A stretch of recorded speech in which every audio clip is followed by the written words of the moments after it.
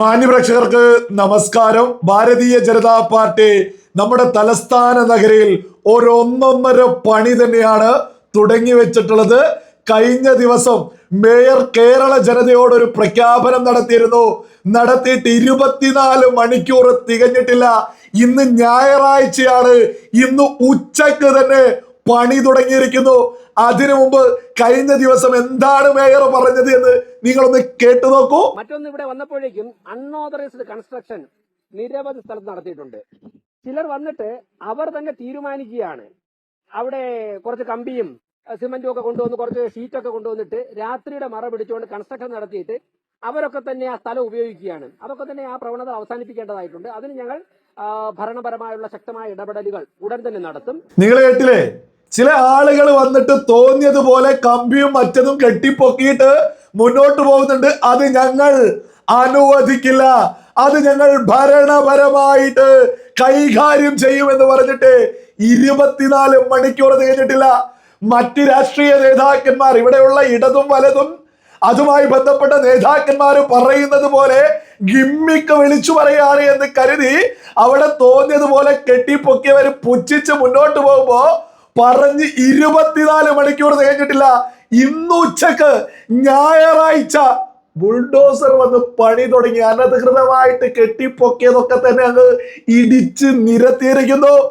മാത്രമല്ല, എന്തുകൊണ്ടാണ് പാളയം മാർക്കറ്റിലേക്ക് മേയറും കൂട്ടരും എത്തിയത്? BJP എന്തുകൊണ്ട് ഈ പറയുന്ന പാളയം മാർക്കറ്റിലേക്ക് വന്നു എന്നുള്ളതും സകല മലയാളികളും തിരിച്ചറിയണം. ഒരു ക്യാൻസർ രോഗി, ഒരു സാധാരണക്കാരിയായിട്ടുള്ള സ്ത്രീ പരാജയമായിട്ട് മേയറുടെ അടുത്തേക്ക് വന്ന സമയത്ത് ഇത്രത്തോളം നടപടികൾ മേയർ സാധാരണക്കാർക്ക് വേണ്ടി എടുത്തിട്ടുള്ളത് എന്നുള്ളതും സകലരും തിരിച്ചറിയണം. അദ്ദേഹം ഈ ബുൾഡോസർ കൊണ്ട് ഇടിച്ച് നിരത്തിയതൊക്കെയായി ബന്ധപ്പെട്ട് മാധ്യമങ്ങളോട് സംസാരിക്കുന്നതിന്റെ ചെറിയൊരു ഭാഗം കൊടുക്കാം. നിങ്ങളതൊന്ന് കേട്ടു നോക്കണം. കൃത്യമായിട്ട് ഓരോ ഭാഗങ്ങളും ശ്രദ്ധിക്കണം. അതായത് വനിത, ഒരു സാധാരണക്കാരി വന്ന് പരാതി പറഞ്ഞതിനെ കുറിച്ച്, അതിനുശേഷം അവിടെ കെട്ടിപ്പൊക്കിയ ബിൽഡിങ്ങിന്റെ തട്ടിപ്പിനെ കുറിച്ച്, അതിനുശേഷം ഇനിയും പണി വരുന്നുണ്ട് എന്നുള്ളത് കൃത്യമായിട്ട് മേയർ പറയുന്നുണ്ട്. നിങ്ങൾ അതൊന്ന് കേട്ടു നോക്കൂ. ചെറിയൊരു ഭാഗമാണ്. ഒരു കൂട്ടം മീൻ പച്ച വിൽക്കുന്നതിന് 500 രൂപ അവിടെ കൊടുക്കേണ്ടതായിട്ടുണ്ട്. ഇത് ഇന്നൊന്നര തുടങ്ങിയല്ല, 45 വർഷമായിട്ട്. 45 വർഷം ഒരു പക്ഷേ 500 ആയിരിക്കില്ല, ഇങ്ങനെ കൊടുത്തുകൊണ്ടിരിക്കുകയാണ്. അപ്പോൾ കഴിഞ്ഞ ദിവസം സെക്രട്ടറിയുടെ കൈവശം ഒരു ക്യാൻസർ രോഗിയായിട്ടുള്ള ഒരു കച്ചവടം നടത്തുന്ന വനിത വന്ന് പരാതിപ്പെട്ടു. സെക്രട്ടറി അപ്പം തന്നെ അന്വേഷിച്ചു. ഞങ്ങൾ ചർച്ച ചെയ്തു. അവരുടെ പരാതി വസ്തുതാപരമാണെന്ന് കണ്ടെത്തി. ഉടൻ തന്നെ അവിടെയുള്ള എല്ലാ പിരിവുകളും നിർത്തിവെക്കാൻ വേണ്ടി ഉത്തരവിട്ടു. അതിനുശേഷം ഇന്നലെ ഞങ്ങൾ ഭരണസമിതിക്ക് നേതൃത്വം കൊടുക്കുന്ന മുഴുവൻ പേരും, പ്രധാനപ്പെട്ട ഉദ്യോഗസ്ഥർ ഉൾപ്പെടെ അവിടെ സന്ദർശനം നടത്തിയിരുന്നു. ആ സന്ദർശനത്തിൻ്റെ അടിസ്ഥാനത്തിൽ ഒരു കാര്യം ബോധ്യമായത്, നോട്ടീസ് കൊടുത്തതിന് ശേഷം പിന്നെയുള്ള എല്ലാ പിരിവും അവിടെ അവസാനിച്ചിരിക്കുകയാണ്. ഇനി എന്ത് ചെയ്യണമെന്ന് ഞങ്ങൾ ആലോചിക്കും. ആ സമയം തന്നെ ശ്രദ്ധയിൽപ്പെട്ട ഒരുപാട് വസ്തുക്കളുണ്ട്, അവിടെ തിരുത്തേണ്ടതായിട്ടുണ്ട്. ഒന്ന്, സ്മാർട്ട് സിറ്റിയുടെ നേതൃത്വത്തിൽ നടത്തിയ നിർമ്മാണ പ്രവർത്തനങ്ങളിൽ പല റൂമുകൾക്കും പല കടമുറികൾക്കും അവിടെ കച്ചവടം നടത്താൻ സാധിക്കാത്തൊരവസ്ഥയാണ്. അതിനൊന്നും തന്നെ എയർ ഹോളില്ല, എയർ സർക്കുലേഷനുള്ള ഒരു സാധ്യതയുമില്ല, മുകളിലേക്ക് പോയിട്ട് ആൾക്കാർക്ക് സാധനം വാങ്ങാനുള്ള സൗകര്യമില്ല. അതുകൊണ്ട് തന്നെ കോടിക്കണക്കിന് രൂപ മുടക്കി ഉണ്ടാക്കിയ നിരവധി കടമുറികൾ, ഒരു 100 കുറയാത്ത കടമുറികൾ ഒഴിഞ്ഞു കിടക്കുകയാണ്. അപ്പോൾ നമ്മളെ അതിശയിപ്പിക്കുന്ന ഒരു കാര്യം, കണ്ണായ സ്ഥലത്ത്, കേരളത്തിലെ തന്നെ ഏറ്റവും പ്രധാനപ്പെട്ട സ്ഥലങ്ങളിലൊന്നാണല്ലോ പാളയം കണ്ണിമേറ മാർക്കറ്റ്, ഏറ്റവും പാരമ്പര്യമുള്ളതാണ്. അവിടെ ഇത്രയും കോടി രൂപ മുടക്കി ഒരു കെട്ടിടം കെട്ടിയിട്ടിട്ട് ഇത്രയും വർഷമായിട്ടും ഒരു കട പോലും ആരും ഒരാവശ്യത്തിന് എടുക്കുന്നില്ല എന്ന് പറഞ്ഞാൽ അതിൽ അശാസ്ത്രീയതയുണ്ട്. അതിനെ ചില കാര്യങ്ങൾ പുനഃപരിശോധിക്കേണ്ടതായിട്ടുണ്ട്. ഞങ്ങൾ ഉദ്യോഗസ്ഥരുമായിട്ട് ഇന്നലെ ചർച്ച നടത്തി. ഇനിയും വരും ദിവസങ്ങളിൽ ചർച്ച നടത്തും. അപ്പോൾ ശ്രദ്ധയിൽപ്പെട്ട മറ്റു ചില കാര്യമാണ്, ഈ 3 നില കെട്ടിടത്തിലേക്ക് കയറി പോകാൻ വേണ്ടി വളരെ വീതിക്കുള്ള സ്റ്റെയർ കേസ് ഉണ്ട്. ഈ സ്റ്റെയർ കേസൊക്കെ കെട്ടിയതിന് ശേഷം ആ സ്റ്റെയർ കേസിൻ്റെ മുൻപിൽ ചിലർ അവരുടെ കയ്യൂക്കുണ്ട്. നിരവധി കാലങ്ങളായി അവിടെ വിലസുന്ന ചില പ്രാദേശിക സംഘങ്ങൾ അവരുടെ കയ്യൂക്കുകൊണ്ട് ഇവിടെയൊക്കെ തന്നെ അനധികൃത നിർമ്മാണം നടത്തി കൈയടക്കി വച്ചിരിക്കുകയാണ്. അവിടെയൊക്കെ തന്നെ നിയമവിരുദ്ധമായിട്ട് മാംസ വിൽപ്പനയും അതോടൊപ്പം തന്നെ മറ്റ് ബിസിനസ്സുകളും നടത്തുകയാണ്. ഇതിൽ പലരും ഇങ്ങനെ കട കെട്ടിയിട്ടിട്ട് 1000 രൂപ 2000 രൂപ ഓരോ ദിവസത്തേക്കും, ഒരു ദിവസത്തേക്ക് 1000, 2000, 3000 രൂപയ്ക്ക് പല ബിനാമികൾ പേരുകളിലും വാടകയ്ക്ക് കൊടുക്കുകയാണ്. അപ്പോൾ അങ്ങനെ വളരെ വലിയ ക്രമക്കേടാണ് നടക്കുന്നത്. അതിൻ്റെ അടിസ്ഥാനത്തിൽ ഇന്നലെ വീണ്ടും ചേർന്ന ഭരണസമിതിയുടെ സ്റ്റാൻഡിംഗ് കമ്മിറ്റി ചെയർമാന്മാരുടെ യോഗത്തിൽ അനധികൃതമായിട്ടുള്ള എല്ലാ നിർമ്മാണ പ്രവർത്തനങ്ങളും പൊളിച്ചു മാറ്റാൻ തീരുമാനിച്ചിട്ടുണ്ട്. ഇന്ന് അതിൻ്റെ ആദ്യഘട്ട നടപടി ആരംഭിച്ചു. ഞായറാഴ്ച ആയിരുന്നിട്ടും ആ പ്രശ്നത്തിൻ്റെ ഗൗരവം മുഖവിലേക്ക് എടുത്തുകൊണ്ടാണ് ഉദ്യോഗസ്ഥർക്കൊക്കെ തന്നെ ഇന്ന് ഡ്യൂട്ടി നിശ്ചയിച്ച് ആദ്യഘട്ട നടപടികൾ ആരംഭിച്ചിട്ടുണ്ട്. നിങ്ങൾ കേട്ടില്ലേ, ഒരു സാധാരണക്കാരിയായിട്ടുള്ള സ്ത്രീ, ക്യാൻസർ രോഗമുള്ള സ്ത്രീ വന്നിട്ട് പരാതി കൊടുക്കുക. അവിടെ ഒരു കച്ചവടം ചെയ്യുന്നതിന് ഒരു ദിവസത്തേക്ക് 500 രൂപ വാടക വാങ്ങുന്നു. ജീവിതം മുന്നോട്ട് പോവില്ല. ഒരു സാധാരണക്കാരി പരാതി പറയാൻ മേയറുടെ അടുത്തേക്ക്, കോർപ്പറേഷനിലേക്ക് എത്തുന്നു. മേയർ അതുമായി ബന്ധപ്പെട്ട് അന്വേഷണങ്ങൾ തുടങ്ങുന്നു. അവിടെയുള്ള ഗുണ്ടാ പിരിവ് അപ്പാടെ അവസാനിപ്പിച്ചു.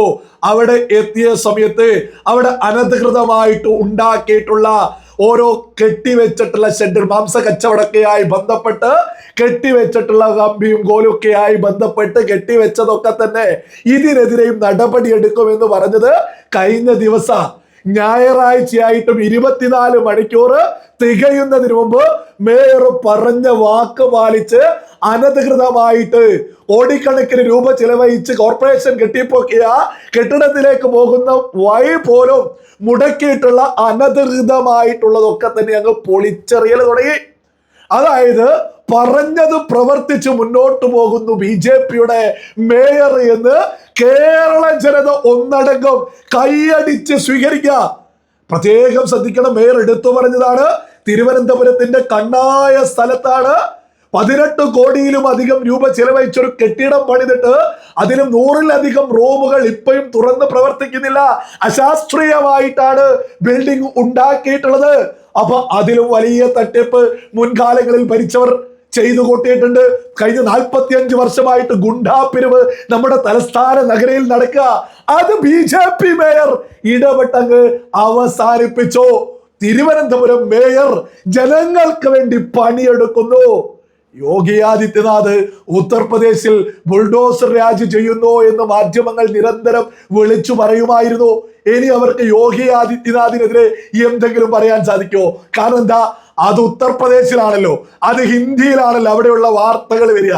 ഇതിപ്പോ നമ്മുടെ കേരളത്തിൽ മലയാളത്തിൽ VV രാജേഷ് എന്ന മേയർ മലയാളത്തിൽ പറയും, നമ്മുടെ പ്രാദേശിക ചാനലുകൾ മലയാളത്തിൽ പറയും, പ്രമുഖ മാധ്യമങ്ങൾക്ക് അത് ഏറ്റുപിടിച്ച് മലയാളത്തിൽ പറയേണ്ടി വരുന്നു. ഇത് തിരിച്ചറിയുന്ന മലയാളികൾ, തൊട്ടറിയുന്ന മലയാളികൾ സാധാരണക്കാർക്ക് വേണ്ടി 24 മണിക്കൂർ കൊണ്ട് ബുൾഡോസർ വെച്ച് നീതി നമ്മുടെ തിരുവനന്തപുരത്തെ മേയർ നടപ്പിലാക്കുക. അപ്പൊ ഇനി യോഗി ആദിത്യനാഥും അവിടെ സാധാരണക്കാർക്ക് വേണ്ടിയാണ് ഇടപെടുന്നത് എന്നുള്ളതും സകലർക്കും തിരിച്ചറിയാൻ സാധിക്കുന്നില്ലേ? നമ്മുടെ കേരളത്തിൽ BJP ചെയ്യുന്നത് കാണുമ്പോ സകല മലയാളികളും തിരിച്ചറിയാ, BJP ഉടനടി സാധാരണക്കാർക്ക് നീതി ലഭ്യമാക്കുന്നുണ്ട്. ഒരു സാധാരണക്കാരിയായിട്ടുള്ള സ്ത്രീയുടെ പരാതിയുടെ അടിസ്ഥാനത്തിലാ ഇത്രത്തോളം വലിയ നടപടി. സാധാരണക്കാർക്കൊപ്പമാ BJP എന്ന് തിരുവനന്തപുരത്തെ കോർപ്പറേഷൻ മേയർ നിരന്തരം പണിയെടുത്ത് കേരള ജനതയോട് വിളിച്ചു പറയാം. അപ്പൊ യോഗി ആദിത്യനാഥും അവിടെ സാധാരണക്കാരുടെ പരാതി വരുമ്പോഴാണ് നീതി നടപ്പിലാക്കുന്നതിന്റെ ഭാഗമായിട്ടാണ് ബുൾഡോസർ അവിടെയും ഉപയോഗിക്കുന്നത്. അവിടെയൊക്കെ ഹിന്ദിയൊക്കെ അറിയുന്ന ആളുകൾക്ക് കൃത്യമായിട്ട് അതവിടെ തിരിച്ചറിയാൻ സാധിക്കും അവിടെയും എന്താണ് നടക്കുന്നത് എന്ന്.